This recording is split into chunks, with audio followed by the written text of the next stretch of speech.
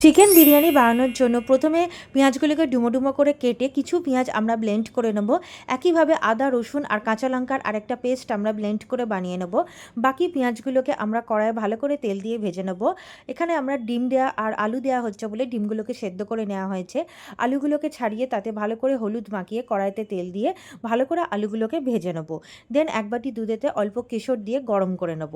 এরপরে আমরা চিকেনগুলোকে বয়েল করে নেব। তার জন্য কড়াইতে প্রেসারে তেল দিয়ে গোটা গরম মশলা একটা চিকেনে দিয়ে দিতে হবে, যাতে ফ্লেভারটা খুব ভালো রকমের আসে, এবং তাতে জল দিয়ে চিকেনটাকে বয়েল করতে দিয়ে দেবো। একইভাবে চালটাকে খুব ভালোভাবে ধুয়ে নিয়ে ডাবল কোয়ান্টিটি ওয়াটার দিয়ে গোটা গরম মশলা, পেঁয়াজ আর আদা রসুন কাঁচা লঙ্কার পেস্টটা দিয়ে জল দিয়ে হাঁড়িটা বসিয়ে দেবো। দেন কড়াইতে সামান্য একটু ঘি দিয়ে তাতে তেজপাতা দিয়ে মৌরি দিয়ে আর যে পেস্ট দুটো আমরা বানিয়েছি ওই পেস্ট দুটোই আবার এখানে দিয়ে নেবো।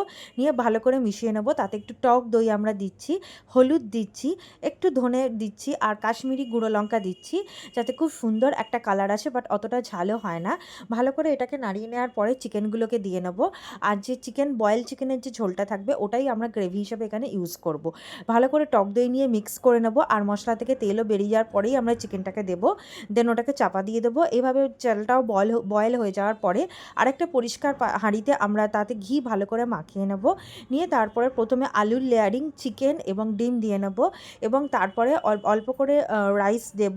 অ্যান্ড দেন আবার তার উপরে আমরা পেঁয়াজ দেব, যে পেঁয়াজগুলো আমরা প্রথমে ভেজেছিলাম ওই পেঁয়াজগুলো, আর মাঝে মাঝে আমরা এই মিল্কটা যেটা কেশর দিয়ে বয়েল করা ছিল এটাকেও দেব। এইভাবে পর পর আমরা লেয়ারিং করতেই থাকবো। আর যে চিকেনের গ্রেভিটা আমাদের তৈরি হয়েছিল ওই দই আর ওইটা দিয়ে ওই গ্রেভিটাও আমরা অল্প অল্প করে ছড়াতে থাকবো। আর মধ্যিখানে লেয়ারিংগুলোতে অল্প অল্প করে আমরা ঘিও দিতে থাকবো, যাতে খুব ভালো অ্যারোমাটা আসে। সমস্ত কিছু দেওয়ার পরে আমরা অল্প একটু আটা নিয়ে নেব। আটাটাকে ভালো করে মেখে নেব, যেটাকে সিলিংয়ের জন্য ইউজ করা হবে, যাতে কোনো রকমভাবে স্টিমটা বাইরে চলে যেতে না পারে। আর এইভাবে আমরা ডেকোরেশনটা ততক্ষণ করতেই থাকবো। এইরকম দেখতে হয়ে যাবে। এরপরে আটাটা মেখে আমরা ভালো করে ওটাকে সাইড দিয়ে লেয়ারিংটা করে নিতে হবে, আর যাতে একদমই কোনো রকমভাবে গ্যাপ না থাকে, যেখান দিয়ে ধোঁয়া বা যে স্টিমটা যাতে বেরিয়ে না যায়, ফ্লেভারটা যাতে বেরিয়ে না যায়। খানিকক্ষণ দম দিয়ে নেওয়ার পরে ওটাকে কেটে দিতে হবে। যে সিলটাকে কাটার পরে তৈরি আমাদের চিকেন বিরিয়ানি অতি সহজেই তৈরি হয়ে গেছে। আর এটা খেতে খুবই ভালো হয়েছিল। এটা একবার আপনি বানিয়ে খেলে বাইরের চিকেন বিরিয়ানি আর খেতেই ইচ্ছা করবে না, কারণ ওটা প্রচুর ডালডা ফালডা হয়।